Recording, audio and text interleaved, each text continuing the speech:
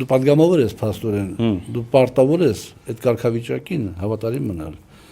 Հա, զիջենք, միտեղ զիջենք, բայց դեռ կա որ իրավունք չունես դու զիջելու։ Այն որ ասում մենք պատգամավոր ենք դարել Նիկոլ Փաշինյանի շնորհիվ։ Հա, հասկացում, գիտենք հասկանում, բայց մենք էլ մեծ ինչ-որ բան ներկայացնում ենք, չէ՞, գրողոտանի ասենք, լսի չենք որ զրոյենք։ Չնայած պարոն Ալեքսանյանը անընդհատ ապացուցում է, հիմնավորում է, նաև որոշ տեղերում հաջողության է հասնում, որ մենք հուսապարկ ենք։ Բայց իրանք գիտեն որ անցած տարից խոսակցությունն եղել է։ Չէ, դե դուք ասացիք որ դուք հուսապարկ չեք, իրանք Դուք այդտեղ մի հետաքրքիր բան ասեք, այդ քանի որ եւ դուք եք ասել, քանի որ եւ ձեր կուսակից մյուս անկախ падգամավորը արդեն նոր կուսակից նկատի ունեմ ասում էլա, որ երկուստ էլ այդ տերմինն եք օգտագործում, ոնց ասած ձեր այդպես հեղինակային տերմինն է ուսապարկիզացիա։ Հա, հեղինակային այդպես տերմին է, էլի եւ դենիկոլիզացիան ենք սարքել այդպես։ Հա, դե օրինակ հիմա այդ ուսապարկիզացիան փաստացի այն process-ն է, երբ ես ոնց հասկացել եմ, էլի դուք ինձ ուղղեք եթե սխալ եմ հասկացել, այսինքն այն ավտորիտար ռեժիմը, որը նաեւ մտել է ըստ ձեզ արդեն ինչ որ ժամանակ է մտել է նաև ՔՊ։ Բերում է նրան։ Դա ավտորիտար պետք է ուսապարկ դառնան։ Այո, այսինքն այն падգամավորների զգալի մեծամասնությունը ասենք, որ մի երկու հոգի թողենք, որ վաղը արդեն ասեք քեզ չեմ ասել։ Զգալի մեծամասնությունը ուսապարկի դեր են կատարում, ասեք power bank ասենք։ Որտեվ մեկ-մեկ մի օգուտ կա դրանցից էլի զարատքի են դնում։ Չէ, իրականում գնդականը շատ լավ բան է։ Այդ եմ ասում, դրա համար չեմ ասում ճշող մեծամասնությունը, որ ասես դուք են փոքրամասնության մաս եք, տեղերը թողենք էլի, վազնեն ջան, հա։ Հիմա լավ, ինչև է, հիմա այս մարդկանց ինքը պահում է, փաստորեն ձենը չեն բարձրացնում, վաղը որ ասի մտնում ենք ստե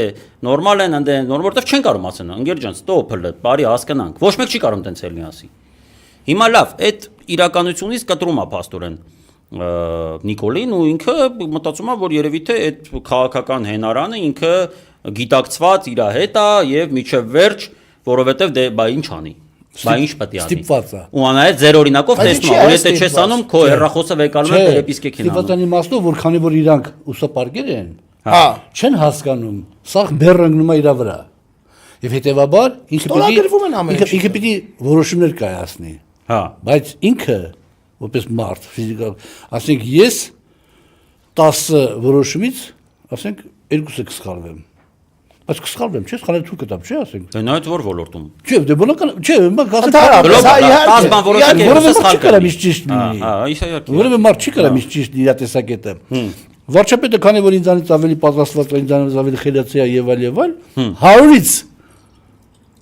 2-ի դեպքում սխալ կլինի։ Ես 10-ից 2-ի դեպքում схալ կլինեմ։ Ինքը 100-ից 2-ի դեպքում սխալ կլինի։ Եվ երբ որ դու ասես մենք չկանք Ժիրաֆ Բալշոյ ему вид эдики գիտեք։ Ոնց չէ, Ժիրաֆ Բալշոյ ему вид։ Երիտասարդ է, короче գիտեք։ Ինքը կարա 100-ից 2-ի դեպքում սխալվի, ես 10-ից 2-ի։ Էլ է, եկեք մի հատ դիսկլեյմեր անենք, որ շատ ձեր կալում։ Մեր ընկալումը 100-ից 2-ը հազիվ ճիշտ է։ Բայց իրա 100-ից 2 դեպքում սխալները ճակատագրական կարող են։ Հա։ Չէ, այսինքն պիտի կիսեր պատասխանատվությունը նաև մասնագետների հետ համապատասխան։ Պետք է լսի իր քաղաքական թիմը, պետք է համարձակությունը կարծիքներ հայտնի,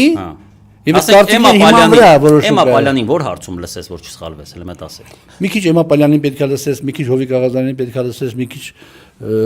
Էմյուսին պետք է լսես, մի քիչ Էմյուսին լսես, էլի դու որոշում կայացնես։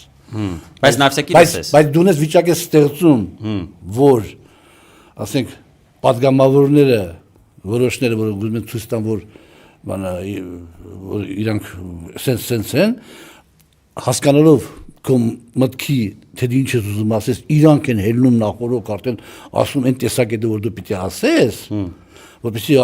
ներս չելի որ դու մեզ ճնշում ես պարոն վարչապետ մենք ենք ուզում ասենք բան դու այդ վիճակն ես ստեղծում այդե քննարկում չկա դե գաղափար չի ես օրինակ դա նախարարների մոտ եմ ավելի շատ նկատել